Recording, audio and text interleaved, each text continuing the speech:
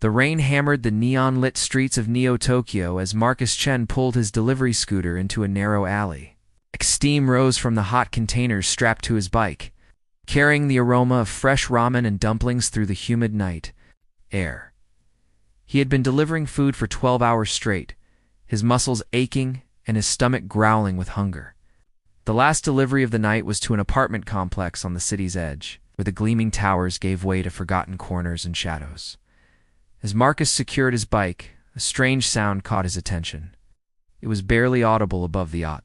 Rain, a soft whimpering that seemed almost musical. He followed the sound deeper into the alley, past overflowing dumpsters and graffitied walls. Behind a stack of old crates, he discovered something that made his breath catch in his throat. A figure lay curled against the brick wall, trembling in the rain. At first glance, Marcus thought it might be a homeless person, but as he stepped closer, his eyes widened in shock. The being before him was humanoid, but clearly not human. Her skin had a subtle iridescent quality that shifted between pale blue and silver in the flickering streetlight. Long, delicate limbs were folded protectively around her torso, and her hair fell in waves of deep purple that seemed to absorb the light around it. "Hey, are you okay?" Marcus whispered, crouching down slowly. The alien's eyes fluttered open, revealing irises of brilliant violet that seemed to hold entire galaxies within them. She tried to speak, but only a weak, melodic sound escaped her lips. Her breathing was labored, and Marcus could see she was in serious distress. Without hesitation, he shrugged off his delivery jacket and wrapped it around her shoulders. The alien looked up at him with confusion and what might have been fear. Marcus realized she probably couldn't understand his language, but he continued speaking in gentle tones, hoping his intent would be clear. "It's okay. I want to help you," he said softly. The alien's gaze fixed on the thermal bag containing his own dinner, the meal he had been saving for after his shift. Her nostrils flared slightly, and Marcus understood. She was starving.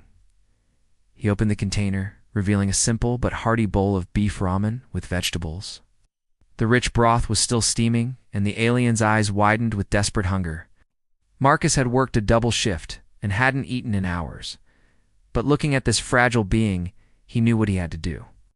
"Here," he said, offering her the chopsticks. When she stared at them in confusion, he demonstrated picking up some noodles and bringing them to his mouth before handing the utensils to her. The alien's hands shook as she tried to mimic his movements. Eventually abandoning the chopsticks and bringing the bowl directly to her lips, Marcus watched as she drank the warm broth, color slowly returning to her ethereal features. When she had finished every drop, she looked at him with an expression of profound gratitude. Her hand reached out tentatively, touching his arm, and suddenly Marcus felt a warm sensation spread through his mind. Images flashed before his eyes. Visions of vast star fields and massive ships moving through the void. The alien spoke then, her voice like wind chimes in a gentle breeze, and somehow Marcus understood her meaning if not her words. She was thanking him, but there was something else, something urgent. She gestured toward the sky, her expression growing troubled. "Zelinda," she said, touching her chest. Then she pointed to the stars above the city's glow. Korathen, ... coming ... danger. Marcus felt a chill that had nothing to do with the rain. Whatever was coming, this beautiful, mysterious being had tried to warn him. As if in response to her words, a distant rumble echoed through the clouds above. Too regular to be thunder, the rumbling grew stronger as Zelinda struggled to stand. Marcus's jacket still wrapped around her shoulders. Her legs were unsteady, but the simple meal had given her enough strength to speak more clearly. The strange mental connection between them seemed to be strengthening, allowing fragments of meaning to pass between their minds. "I am ... scout." Zelinda managed in broken English, her accent melodic and strange. "My people ... they search for me. Find weakness in your world's defenses." She touched the empty food container reverently. "But you gave food. Sacred act in my culture." Marcus helped her to a dry spot under a fire escape, his mind racing. "Your people are invading us?" Zelinda's violet eyes filled with something. "Like shame, Korathen Empire conquers worlds, takes resources. I was ... advanced scout. Report back on human strength. She gestured to the city around them. But I became lost. Injured. Ship crashed far from here. The rumbling overhead grew louder, and through the rain clouds, pinpricks of light began to appear. Not stars, Marcus realized with growing dread, but ships. Hundreds of them. Why are you telling me this? He asked, though something deep in his chest already knew the answer.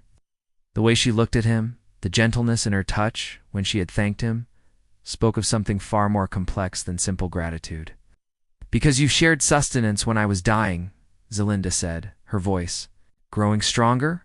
Corythian culture, to feed the starving, is to claim responsibility for their soul. You have ... bound us together. Her cheeks flushed a deeper shade of blue. It is sacred bond, cannot be broken.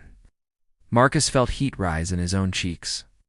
The intimacy in her voice, the way she looked at him, made his heart race despite the terror of the situation. What does that mean exactly? Out. Zelinda moved closer to him. Close enough that he could see the intricate patterns that seemed to shift beneath her skin like living tattoos. It means I belong to you now, and you ... you belong to me. Her hand found his, their fingers intertwining. My people will not understand this. They will see betrayal. And what do you see? Marcus asked quietly. She leaned closer, her breath warm against his ear. I see kindness where my people expect cruelty. I see love where they taught me to find only conquest. Her lips brushed against his cheek, sending electricity through his entire body. The sound of landing shuttles echoed from the street beyond the alley. Heavy footsteps and alien voices grew closer. Zelinda's grip on his hand tightened desperately. They come for me now, she whispered. My father. He is Admiral Vex, commands the Grand Fleet. When he finds me with you. She trailed off, but Marcus could see the fear in her eyes. I won't let them hurt you, Marcus said, surprising himself with the fierce protectiveness in his voice. This beautiful, otherworldly being had crashed into his life only minutes ago. But already he felt connected to her in ways he couldn't explain. Zelinda smiled sadly. Sweet human, you do not understand. They will not hurt me. I am precious to them. It is you who is in danger. She pressed something small and warm into his palm. Looking down, Marcus saw what appeared to be a crystalline pendant that pulsed with soft light. Bonding stone. It will let you understand my language. Let me find you no matter where they take you. As the alien voices grew closer, Marcus slipped the pendant around his neck. Immediately the foreign words became clear to him, and he could hear the search party discussing their princess and the primitive humans who might have seen her. Princess, Marcus whispered. Zelinda's cheeks darkened again. Admiral's daughter, heir to the Corythian throne. She touched his face gently. And now, by sacred law, bonded to a human food delivery driver. The irony might have been funny under other circumstances, but the sound of energy weapons charging in the distance made Marcus's blood run cold. The search party found them within minutes. Marcus barely had time to process what Zelinda had revealed before armored figures appeared at both ends of the alley. Their weapons trained on him with deadly precision. They wore sleek, form-fitting battle suits that seemed to absorb light, making them look like walking shadows. Only their eyes were visible through translucent face masks, glowing with the same violet hue as Zelinda's. Princess Zelinda. The lead figure spoke in the musical Corythian language that Marcus could now understand thanks to the bonding stone. Your father has been frantic with worry. The entire fleet mobilized when your scout ship went silent. Linda stood slowly, Marcus's jacket still draped over her shoulders.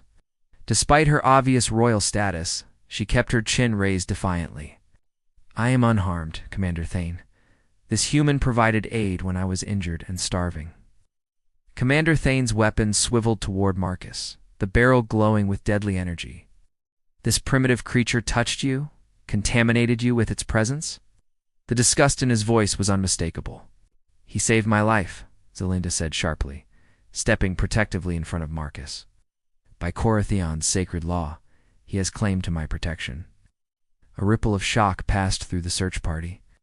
Marcus could see their confusion, their inability to process what their princess was saying. The bonding stone grew warm against his chest as Zelinda's emotions flowed through it. Her fierce determination mixed with deep affection. "Princess, you cannot be serious," Commander Thane said, his voice strained. "These humans are barely evolved. They fight amongst themselves, destroy their own planet. Surely you were delirious from your injuries." "I was dying," Zelinda replied firmly. "And this human, knowing nothing of our laws or customs, chose to share his only food with a stranger. He asked for nothing in return. Such pure kindness is sacred to our people, Commander. You know this?" The search party exchanged uncertain glances. Marcus could sense their confusion through the bond. The law Zelinda spoke of was clearly ancient and important to their culture, but the idea of it applying to a human was unprecedented. "The Admiral must be informed immediately, Commander," Thane decided. "Both of them will come to the command ship." As they were escorted from the alley, Marcus caught glimpses of the city around them. The Korathine ships had landed in every open space, their hulls gleaming like liquid metal. Human emergency services surrounded the perimeter, but their weapons looked pitifully primitive compared to the alien technology. The transport shuttle that carried them to the flagship was unlike anything Marcus had ever experienced. It moved without sound or vibration, rising through the clouds toward the massive vessel that dominated the night sky. Through the transparent hull, he could see the lights of Neo-Tokyo spreading out below like a circuit board. "Are you afraid?" Zelinda asked quietly, her hand finding his despite the disapproving stares of their guards. "Terrified," Marcus admitted. "But not of your people. I'm afraid of losing you." Her fingers tightened around his. "The bond is sacred. Even my father cannot break it without violating everything our civilization holds dear." She leaned closer, her voice dropping to a whisper. "But he will try to find another way." The flagship's docking bay was vast enough to hold several city blocks. Thousands of Korathian soldiers lined their path, their curiosity about the human evident even behind their disciplined facades. Marcus had never felt so small, so out of place. Admiral Vex was waiting for them in the command center, and Marcus immediately understood where Zelinda had inherited her otherworldly beauty. The Admiral was tall and imposing, his skin bearing the same iridescent quality as his daughter's. His violet eyes held the weight of command, the authority of someone who had conquered star systems. "My precious daughter," he said, his voice heavy with relief as he embraced Zelinda. "When your ship went silent, I feared the worst." "I am safe, Father," Zelinda replied, but she did not release Marcus's hand. "Safe because of this human's kindness." Admiral Vex's gaze fell on Marcus, and the temperature in the room seemed to drop several degrees. "So this is the primitive who dares to touch royalty." Marcus felt Zelinda's grip tighten, drawing strength from their connection. "He saved my life, Admiral. By our most sacred laws, we are bonded." The command center fell silent. Admiral Vex's expression shifted through surprise, denial, and something that might have been despair. Admiral Vex stared at his daughter and Marcus for what felt like an eternity. The command center remained silent, except for the soft hum of alien technology. Marcus could feel the weight of 1,000 eyes upon him, could sense the shock rippling through the assembled officers.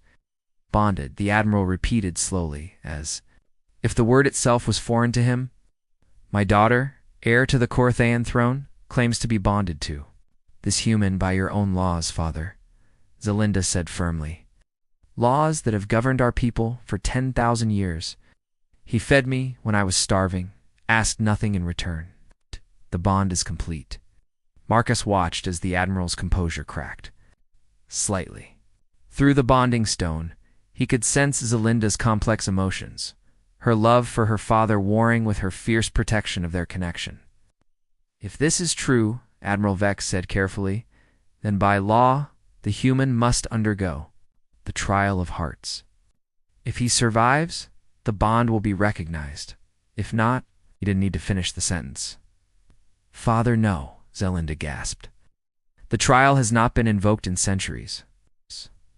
No alien species has ever attempted it." "Then he will be the first," the Admiral replied coldly, "or the bond will be broken by his death, and this unfortunate episode will be forgotten. Marcus felt Zelinda's anguish through their connection, but also her deep love and faith in him. "What is this trial?" he asked, his voice steadier than he felt. Commander Thane stepped forward, his expression grim. "The Trial of Hearts is an ancient ritual. You must prove your worthiness by demonstrating the strength of your bond, the depth of your commitment. It requires ... complete trust between bonded pairs." "We will do it," Marcus said immediately, feeling Zelinda's surprise and love surge through the bond. "Marcus, you don't understand," she whispered urgently. "The trial is intimate, sacred. We must ... share everything. Our minds, our hearts, our very souls.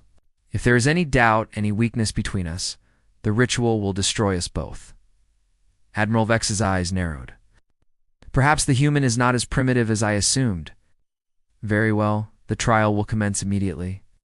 The command center transformed.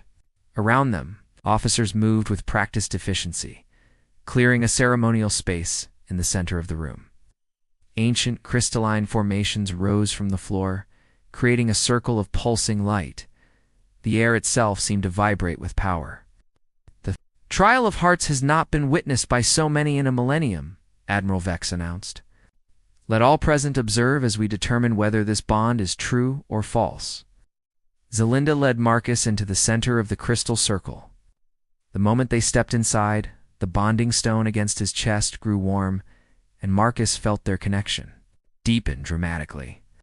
Her thoughts, her feelings, her memories began to flow into his mind like a gentle river.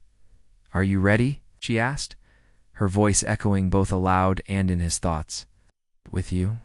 "I'm ready for anything," Marcus replied, meaning every word.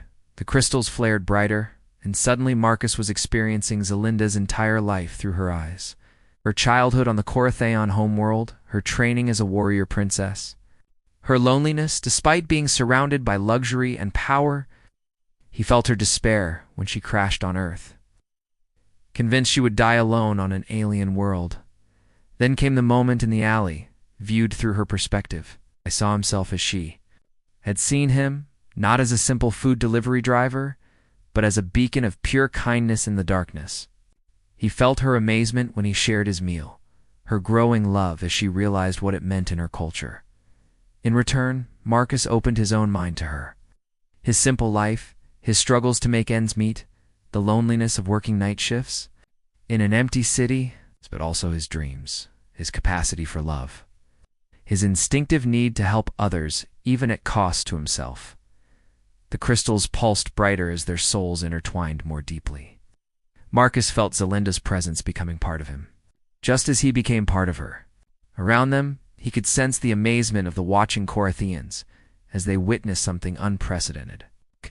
The complete spiritual union of two beings from different worlds. "I love you," Zelinda whispered, her voice carrying across both dimensions of their existence. "I love you too," Marcus replied, and felt their bond solidify into something unbreakable. The crystals erupted in brilliant light, and when it faded, Marcus and Zelinda stood transformed. The bonding stone had dissolved, but Marcus could still feel their connection as strongly as ever. The silence in the command center stretched for long moments as the assembled Corathian officers processed what they had witnessed.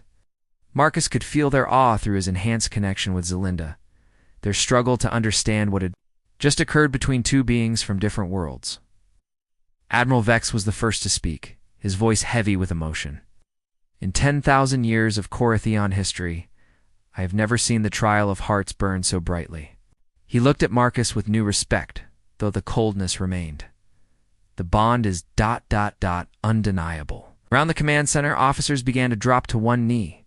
The gesture spread like a wave throughout the massive ship, and Marcus realized with shock that they were kneeling to him, or perhaps to the bond he shared with Zelinda. Through the ship's communication systems, he could hear similar movements echoing from the other vessels in the fleet. Father, Zelinda said softly, "Do you understand now? This human showed me something our empire has forgotten. Kindness without expectation of reward. Love without conquest." The Admiral's composure finally cracked completely. "My daughter, what you ask of me, ... To acknowledge this bond means acknowledging that we have been wrong about humanity, about conquest itself. Through the bonding connection, Marcus felt Zelinda's deep love for her father, her desire for him to understand. Not wrong, father. Incomplete. We have taken so much from so many worlds, but we have never learned to simply ... give. Marcus found his voice, strengthened by Zelinda's presence in his mind. Admiral, I don't know much about interstellar politics or conquest, but I know that when someone is hungry, you feed them. When someone is afraid, you comfort them. Your daughter was both, and helping her felt as natural as breathing. The Admiral stared at him for a long moment. And for this simple act, you would challenge an empire? I would challenge anything to protect her, Marcus replied without hesitation. It's not because of some ancient law, but because I love her. Through the ship's viewports, Marcus could see the lights of other vessels in the vast fleet. Each one represented thousands of warriors, advanced technology capable of devastating Earth's defenses. Yet here they all were, waiting for the decision. Of one alien admiral faced with his daughter's impossible love, summon the Council of Admirals, Vex commanded, and establish communication with the human leadership. It seems we have new negotiations to consider. Over the following hours, as news of the bonding spread throughout the fleet, something unprecedented began to happen. Corothian officers requested permission to visit Earth's surface, not as conquerors, but as curious visitors.